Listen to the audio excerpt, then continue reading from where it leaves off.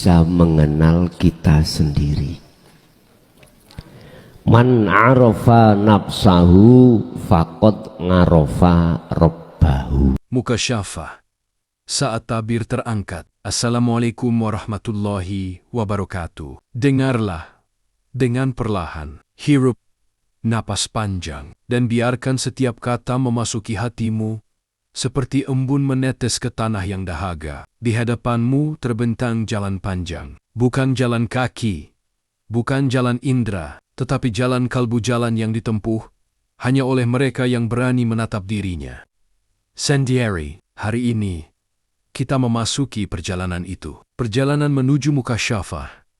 Terbukanya tabir antara hamba dan Tuhannya. Bab 1. Awal cahaya.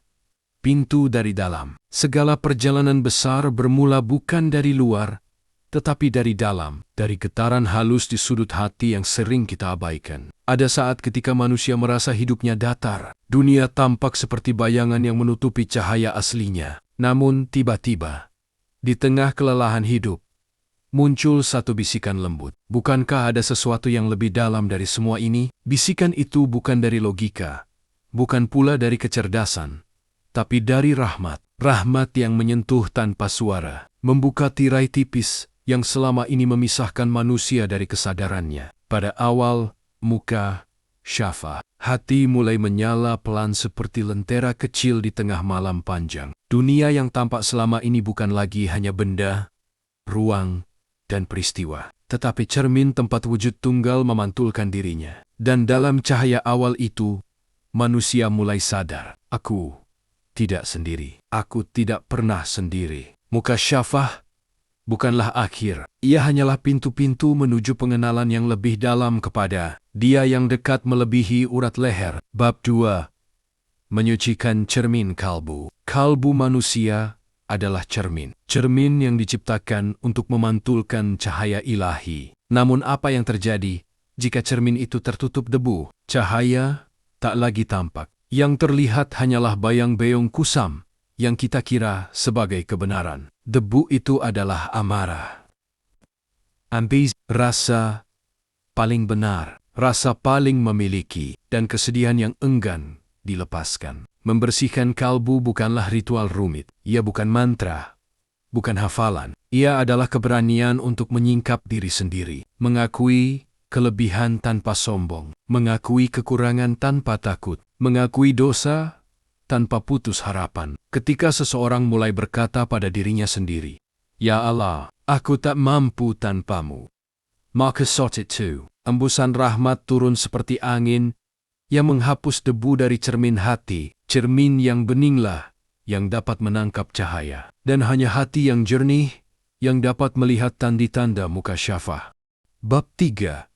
Ketika mata batin terjaga. Saat kalbu mulai bersih, terjadi sesuatu yang tidak tampak dari luar. Mata batin mulai membuka kelopaknya. Bukan berarti seseorang melihat makhluk gaib atau mendengar bisikan aneh. Itu bukan tujuan, itu bukan inti. Yang terjadi ialah perubahan cara pandang. Dunia tidak lagi dilihat dengan mata jasad, tetapi dengan mata makna. Setiap hal yang biasa tiba-tiba menjadi istimewa. Sinar matahari terasa seperti salam dari langit. Angin yang lewat seperti sapaan lembut. Bahkan hujan, daun gugur, suara burung, menjadi ayat-ayat yang berbicara. Alam semesta bertasbih dan kini kalbu mulai mendengarnya. Namun disinilah ujian paling halus. Jangan terpesona pada cahaya itu. Jangan merasa istimewa. Jangan mengira diri telah mencapai sesuatu. Sebab yang penting bukan pada apa yang terlihat, tetapi siapa yang membuat kita melihat. Bab 4. Zikir. Nafas, sang cahaya. Dalam perjalanan ini, ada satu amalan yang bukan sekadar ibadah, tetapi jembatan antara bumi dan langit. Zikir bukanlah gerak bibir semata. Zikir adalah napas jiwa. Ketika seseorang menyebut nama Allah dengan sadar, sebenarnya dia sedang mengetuk pintu yang telah lama menunggu untuk dibuka. Dalam zikir yang hening, ketika lidah berhenti, tetapi hati terus menyebutnya, dinding antara aku dan dia perlahan mencair. Dan satu saat akan datang ketika zikir tidak lagi dilakukan, tetapi terjadi dengan sendirinya. Hati berdetak dengan namanya. Napas naik turun dengan namanya. Langkah kaki beriringan dengan namanya. Dalam keadaan itu, seseorang tidak lagi meminta apapun karena hatinya telah penuh oleh kehadiran Ia yang tak pernah absen. Bab 5.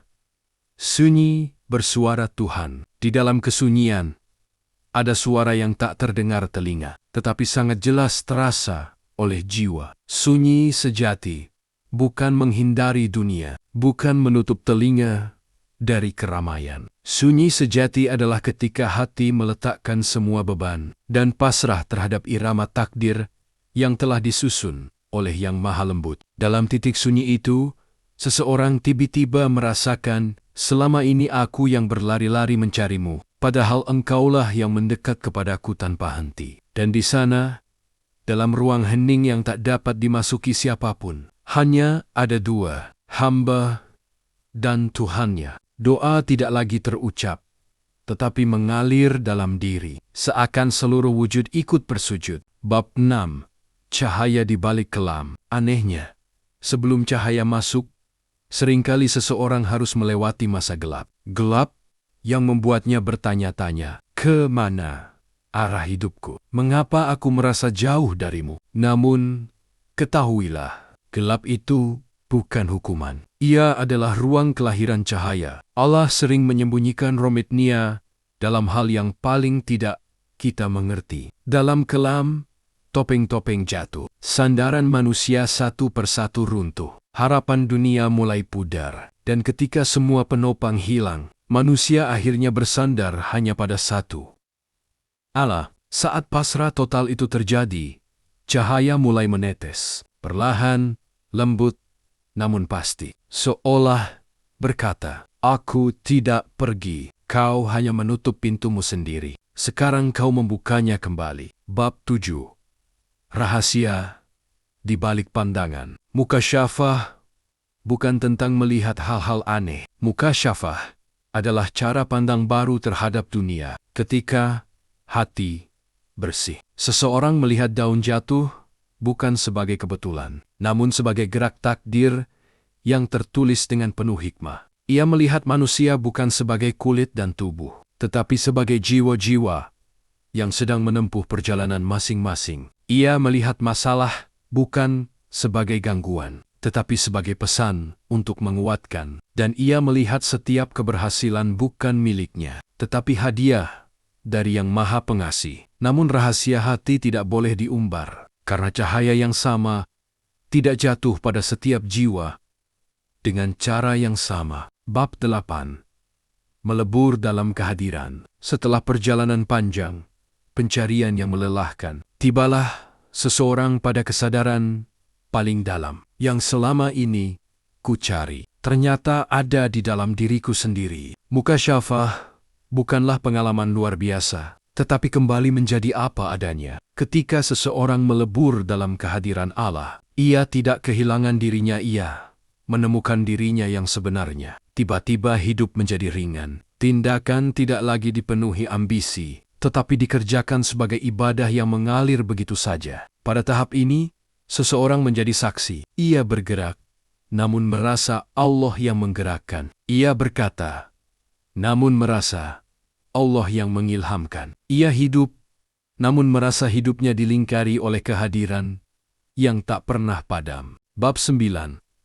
Cinta penyingkap segalanya. Inti dari semua jalan spiritual adalah satu kata. Bukan cinta yang meminta imbalan. Bukan cinta karena takut. Bukan cinta karena berharap surga atau ingin dijauhkan dari neraka. Tetapi cinta yang lahir dari pengenalan. Jika bukan karenamu, aku tidak ada. Jika bukan karenamu, aku tidak mengenal diriku sendiri. Cinta seperti ini membakar ego, melelehkan ambisi, menghapus jarak antara hamba dan Tuhannya. Dan hanya cinta yang dapat mengungkap hakikat marifat. Tabir-tabir yang selama ini menutup tiba-tiba gugur satu persatu. Cahaya memancar dari dalam, dan seseorang akhirnya mengerti. Aku mencintaimu bukan karena apapun, tetapi karena engkaulah cinta itu sendiri. Bab 10. Kembali hening. Pada akhirnya, Setelah perjalanan panjang, jiwa tiba di tempat yang sangat sederhana. Hening, tidak ada yang perlu dikatakan, tidak ada yang perlu dibuktikan. Ilmu, ego, pertanyaan-pertanyaan yang dahulu membuat resah kini padam dengan sendirinya. Mukasyafah, bukan keajaiban, bukan karomah, bukan keistimewaan. Mukasyafah adalah kepulangan. Kembali pada cahaya yang sejak awal telah ada. Kembali pada Dia yang tak pernah meninggalkan hambanya. Dan di ujung perjalanan itu, seseorang hanya mampu berbisik, Hasbunallah, cukuplah Allah bagiku. Dan semoga perjalanan kalimat ini membuka jendela dalam hatimu, mendekatkanmu pada ketenangan, dan mengingatkanmu bahwa setiap detik hidupmu selalu dalam pelukannya. Wassalamualaikum warahmatullahi wabarakatuh.